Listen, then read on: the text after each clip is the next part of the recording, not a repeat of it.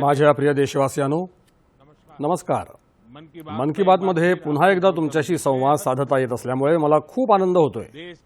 देशाच्या वेगवेगळ्या भागांमध्ये आपले देशवासीय देशहितासाठी, समाजहितासाठी अशा काही विलक्षण गोष्टी करत आहेत की त्याबाबत ऐकल्यावर आपल्याला एक नवीन प्रेरणा मिळते. आजच्या कार्यक्रमाची सुरुवात मी ॲथलेटिक्स मैदानी क्रीडा प्रकारांमधील देशाच्या अशाच एका कामगिरीनं करणार आहे. काही दिवसांपूर्वी झारखंडमधील रांची येथे national senior athletics federation competition ही राष्ट्रीय वरिष्ठ मैदानी क्रीडा महासंघ स्पर्धा पार पडली. यामध्ये देशभरातून आलेल्या सुमारे 800 क्रीडापटूंनी भाग घेतला होता. यावेळी झालेल्या 4 वेगवेगळ्या क्रीडा प्रकारांमध्ये 4 राष्ट्रीय विक्रम मोडीत निघाले.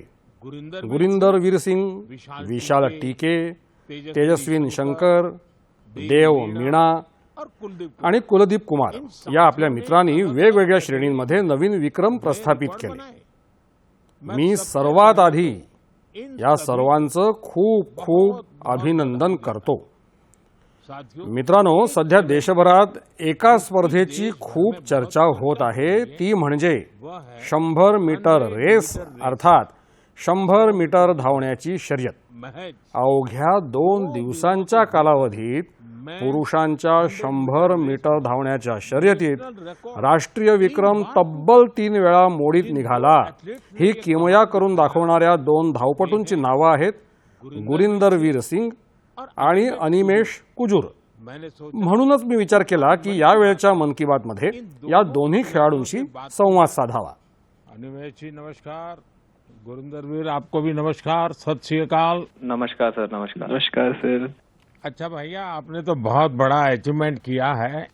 आपकी जोड़ी ने भी बड़ा कमाल किया है. हमने संगीत में तो जुगलबंदी देखी थी, लेकिन चुनौती में जुगलबंदी होती है कि एक बार एक चुनौती दे, फिर दूसरा उस चुनौती को उठा ले, फिर तीसरी बार कर ले. बड़ा इंटरेस्टिंग विषय रहा है आपका. मैं चाहता हूं कि मन की बात के श्रोताओं को पता चले कि आप लोग के विषय में उनको जानकारी हो, आपने जो पराक्रम किया है उसका पता चले. नमस्ते सर, मेरा नाम अनिमेश कुजूर है. मैं 200 मीटर और 4x100 मीटर का नेशनल रिकॉर्ड होल्डर हूँ. एंड मैं छत्तीसगढ़ से बिलोंग करता हूँ सर. एंड अभी मैं उड़ीसा से खेलता हूँ. मैं लास्ट ईयर एशियन मेडल और वर्ल्ड यूनिवर्सिटी गेम्स मेडल लेके आया. एंड मैं एथलेटिक्स 2021 से चालू किया जब मैं स्कूल से पास आउट हुआ. मैं सैनिक स्कूल अंबिकापुर से पास आउट हूँ. एंड मैं पहले फुटबॉल खेला करता था. एंड मेरे पेरेंट्स कोविड के समय मुझे थोड़ी बहुत छूट देते थे कि तू जाके बाहर दौड़ ले या खेल ले. तो जब कोविड खत्म होने लगा तो मेरे फुटबॉल के जो फ्रेंड्स थे उन्होंने मुझे बोला कि स्टेट मीट होने वाला है, जाके तू पार्टिसिपेट कर. एंड मैं पार्टिसिपेट किया. एंड मुझे पता नहीं था कि वहाँ से नेशनल का सिलेक्शन है. एंड मैं वहाँ से नेशनल का सिलेक्ट हुआ. एंड आज मैं इंडिया को रिप्रेजेंट कर रहा हूँ इंटरनेशनली. और गुरिंदर वीर जी का क्या है? नमस्ते सर, मेरा नाम गुरिंदर वीर है और मैं इंडियन नेवी में पैटी ऑफिसर हूँ और मैं इंडिया का सबसे तेज स्प्रिंटर हूँ. अभी मैंने 100 मीटर में 10.09 का नेशनल रिकॉर्ड बनाया है और मैं पहला इंडियन हूँ जो 10.1 के बैरियर के नीचे भागा है. और मैं कोशिश कर रहा हूँ मैं ट्रैक और वर्दी में भी अपने देश की सेवा करूँ.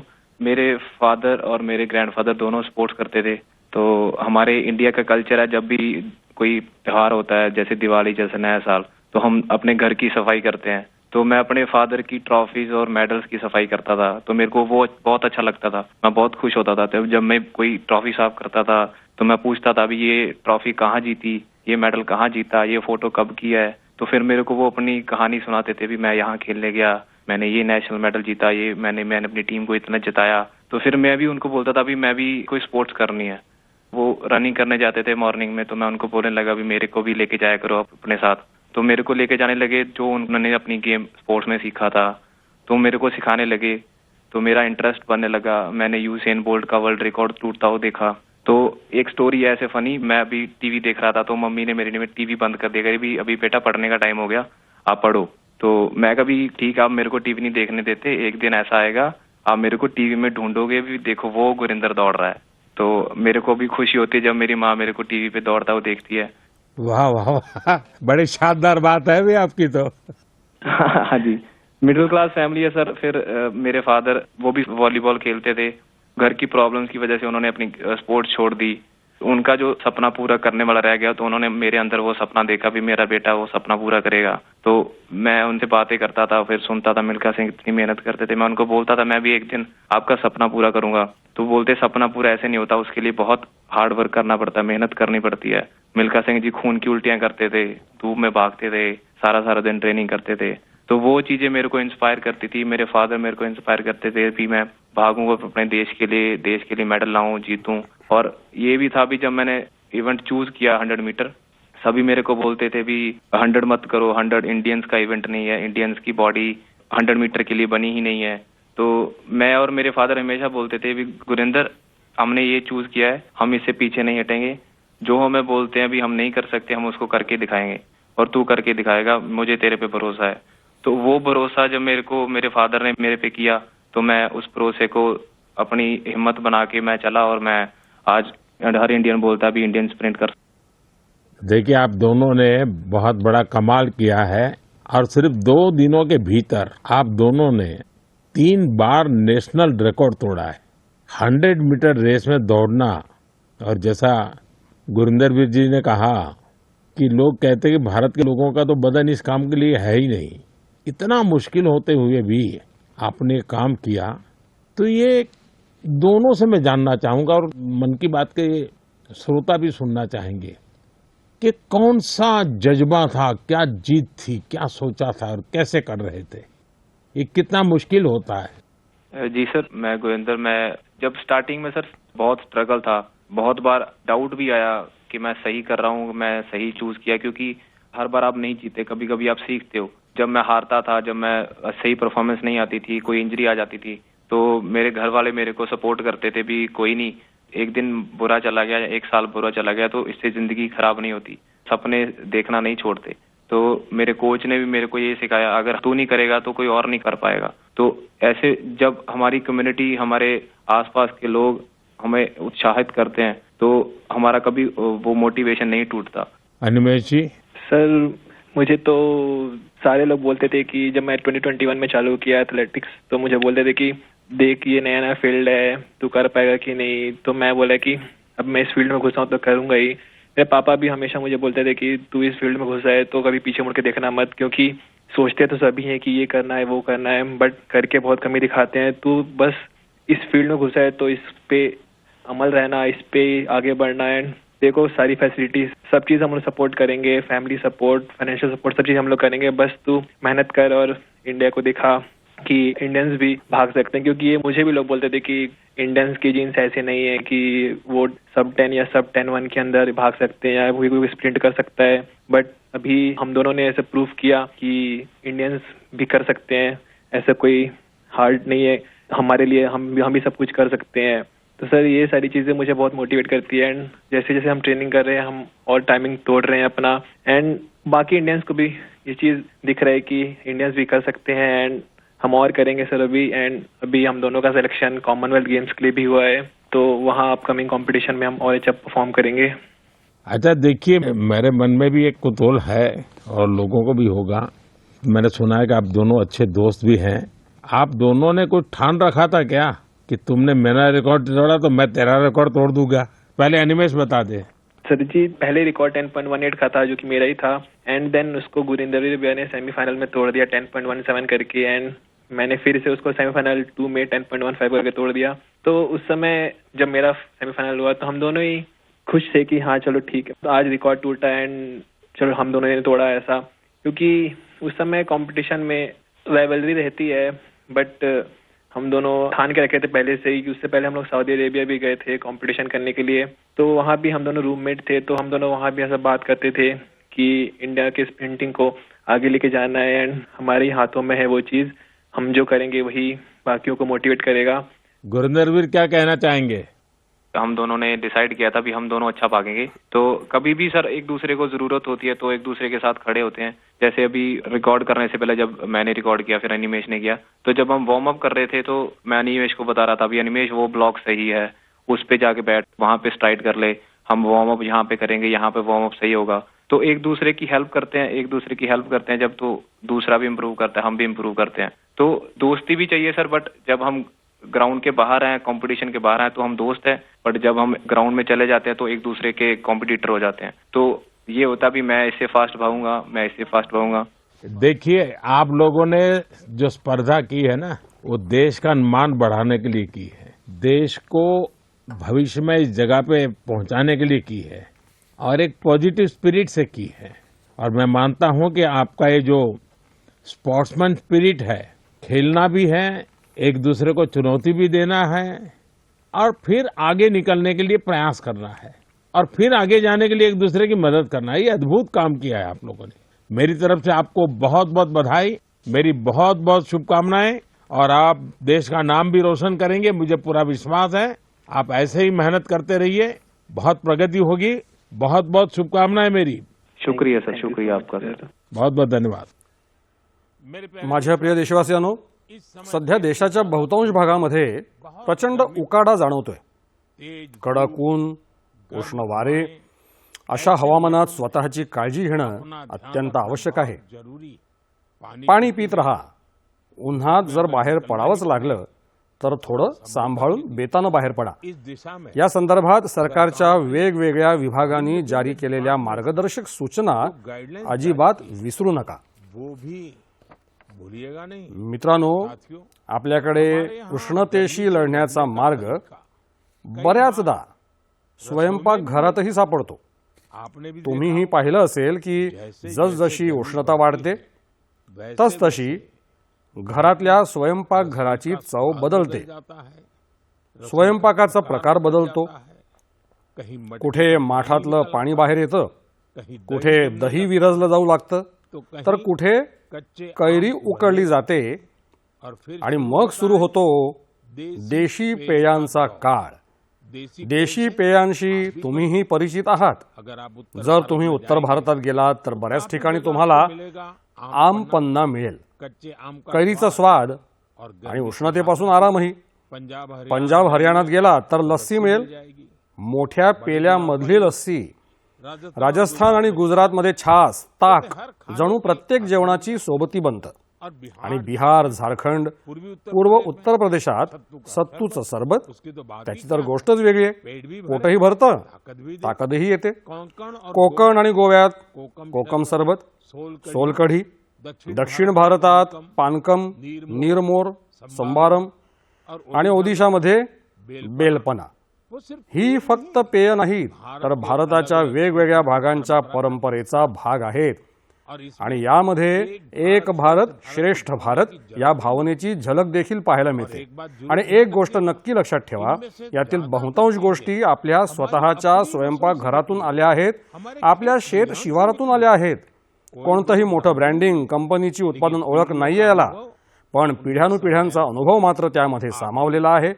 तुम्हीही उन्हाळ्यात देशी पेयांचा पुरेपूर आनंद घ्या। मित्रांनो, उन्हाळा आला की आणखी एक विषय प्रत्येक घरात सुरू होतो आणि तो म्हणजे आंबा। आंबा हा सर्वसामान्यांच्या चर्चेचा विषय असतो। भारतात क्वचितच असं एखादं घर असेल जिथे उन्हाळ्यात आंब्याचा विषय निघत नसेल। प्रत्येक भागाचा आपला स्वतःचा आंबा, आपली चव, आपला सुगंध। महाराष्ट्र आणि कोकणचा हापूस, अल्फोन्सो, गुजरातचा केसर हा तर आमरसाचा जीव आहे। उत्तर प्रदेशचा दशहरी आणि माझ्या काशीचा लंगडा। तसं लंगडा आंब्याचं एक वैशिष्ट्य असतं, पिकल्यानंतरही त्याचा रंग अनेकदा हिरवाच राहतो। बिहारचा जर्दाळू, ज्याचा सुगंध दुरूनच ओळखता येतो। चौसा, मालदा, प्रत्येक नावाशी लोकांच्या आठवणी निगडीत आहेत। दक्षिण भारतात गेलात तर बंगनपल्ली, तोतापुरी, नीलम, मलगोवा, बंगालचं हिमसागर, ओदिशा आणि आंध्र प्रदेशचा सुवर्णरेखा, म्हणजेच जागा बदलते तसं आंब्याचं रंगरूप आणि त्याची चव देखील बदलते. आणि मित्रांनो, आंब्याचा हा प्रवास आता गावाकडून जागतिक बाजारपेठेपर्यंत पोहोचतोय. आज मन की बातच्या माध्यमातून मी आंब्याच्या उत्पादनाशी जोडलेल्या आपल्या शेतकरी बंधू भगिनींचं कौतुक करेन. तुम्ही देशाच्या कृषी अर्थव्यवस्थेसाठी सामान्य शेतकरी नसून अत्यंत विशेष आहात. असाच आपला ठसा उमटवत राहा. मित्रांनो, उन्हाळ्याच्या दिवसांमध्ये शाळांना सुट्ट्या असतात, पण मी अशा एका वर्गाबद्दल सांगेन ज्यामध्ये तुम्हालाही प्रवेश घेण्याची इच्छा होईल. मित्रांनो, एक अशी परिस्थिती कल्पून पहा. अशी एक शाळा जिथे मुलंही येतात, तरुणही आणि वृद्धही, जिथे कोणतीही फी नाही, कोणतीही मोठी इमारत नाही, वर्गासाठी कोणतीही खोली नाही, आणि सर्वात रंजक गोष्ट म्हणजे इथे वर्ग नदीमध्ये भरतो. मित्रांनो, ही कोणतीही काल्पनिक गोष्ट नाही. हा एक प्रामाणिक प्रयत्न आहे. केरळमच्या आलुवा इथे साजी वलाशेरिल जी असाच एक जलतरण क्लब चालवत आहेत.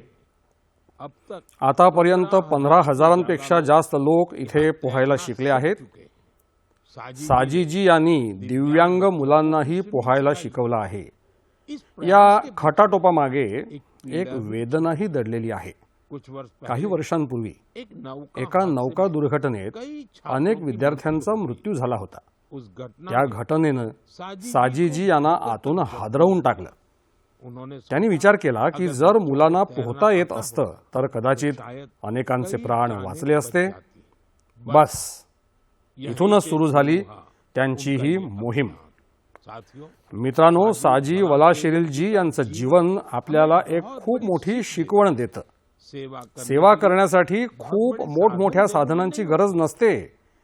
गरज असते ती एका चांगल्या हेतूची आणि सातत्यपूर्ण प्रयत्नांची.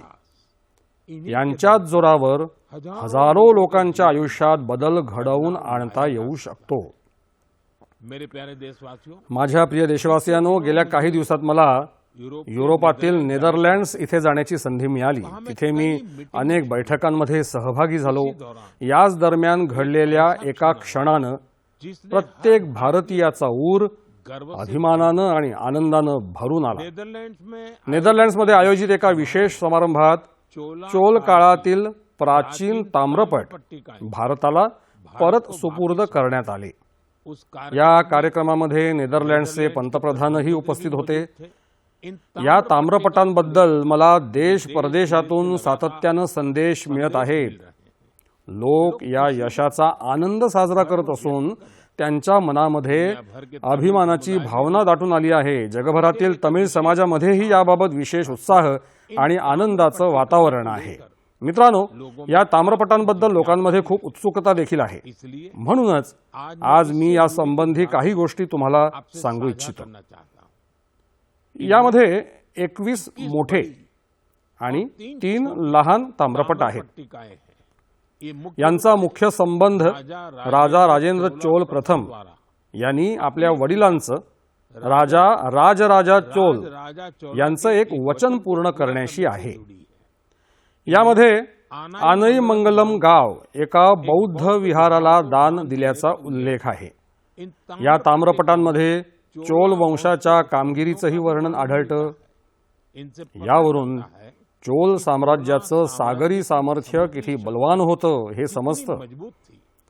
आग्नेय आशियातील देशांसोबतच्या त्यांच्या संबंधांची माहिती देखील यामधून मिळते. चोल साम्राज्याचा समृद्ध इतिहास आणि संस्कृतीचा आपल्या सर्वांना खूप अभिमान आहे. मित्रांनो, आपलं सरकार भारताच्या अशा अमूल्य ठेव्यांच्या जतनासाठी सातत्यानं प्रयत्न करत आहे. याच अंतर्गत ज्ञान भारतम अभियान या मोहिमेद्वारे छत्तीसगडमधील मल्हार इथेही एक महत्त्वपूर्ण शोध लागला आहे. इथे 3 दुर्मिळ ताम्रपट सापडले आहेत. हे पांडुवंशी राजवंशाचे महर्षी बालार्जुन यांच्या शासन काळातील मानले जात आहेत. विशेषज्ञ तज्ज्ञांच्या मते हे कोरीव लेख 6व्या-7व्या शतकातले आहेत. सदी के हैं. म्हणजेच 1400-1500 वर्ष जुने हे ताम्रपट ये ताम्रपट प्राचीन ब्राह्मी लिपी प्राचीन आणि ब्राह्मी पाली भाषेत लिहिलेले आहेत. पाली भाषा में लिखी गई है. यावरून इनसे त्या काळातील शासन व्यवस्था, धर्म आणि संस्कृतीबद्दल महत्त्वपूर्ण माहिती मिळते. जानकारी मिलती है. साथियों, मित्रांनो, आपणा सर्व भारतीयांमध्ये खगोलशास्त्र म्हणजेच ॲस्ट्रॉनॉमी बद्दल नेहमीच एक विशेष आकर्षण राहिलं आहे. विशेष आपल्या देशात आजही हमारे देश शतकानुशतक में आज भी जुन्या वेधशाळा अस्तित्वात आहेत. ऑब्जर्वेटरीज मौजूद है. इथे विलक्षण असे गणितीय शोध लागले आहेत. नेविगेशन, नौकानयन असो, पंचांग असो किंवा आपले सण उत्सव, इन या सर्वांचा संबंध आकाश आकाश आणि ताऱ्यांशी राहिलेला आहे. हमारे यहाँ आपल्याकडे एस्ट्रोनॉमी खगोलशास्त्रानं प्रत्येक पिढीत कुतूहल जागवलं आहे. उसे एक्सप्लोर पिढीला संशोधनासाठी प्रेरित केलं आहे आणि आजच्या तरुणाईमध्येही याबद्दल मोठा उत्साह पाहायला मिळतो. आजकल हल्ली तुम्हीही पाहत असाल, देखते होंगे देशभर घर में खगोलशास्त्रीय क्लब क्लब्स झपाट्यानं लोकप्रिय होत आहेत. बड़े शहरों मोठ्या शहरांपासून ते लहान वस्त्यांपर्यंत, शाळांपासून ते उद्यानांपर्यंत त्यांच्या उपक्रमांची लगबग आपल्याला पाहायला मिळतीये. से मला बंगळुरू ॲस्ट्रॉनॉमिकल सोसायटीबद्दल माहिती मिळाली. इथे आकाश निरीक्षण सत्र आयोजित केली जातात. इस या संस्थेनं ग्रामीण भागात खगोलशास्त्र लोकप्रिय करण्याची मोहीमही सुरू केली आहे. खगोल मंडळ नावाच्या एका चमूनं 30 तासांचा एक अतिशय नाविन्यपूर्ण असा अभ्यासक्रम देखील सुरू केला आहे. रात में मित्रांनो, रात्रीच्या वेळी ताऱ्यांचं निरीक्षण करणं हा खरं तर एक विलक्षण अनुभव असतो. होता है. ॲस्ट्रो केरळा या नावाची एक संस्था रात्रकालीन आकाश निरीक्षण शिबिर आणि कार्यशाळा आयोजित करत असते.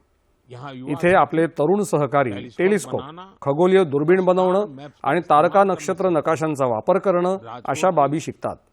राजकोटच्या बिग बँग ॲस्ट्रॉनॉमी क्लबनं गीरच्या जंगलांपासून ते कच्छच्या रणापर्यंत अनेक खगोलशास्त्रीय कार्यक्रम आयोजित केले आहेत. ज्योतिर्विद्या परिसंस्था ही देखील खगोलशास्त्रातील सर्वात जुन्या संस्थांपैकी एक आहे.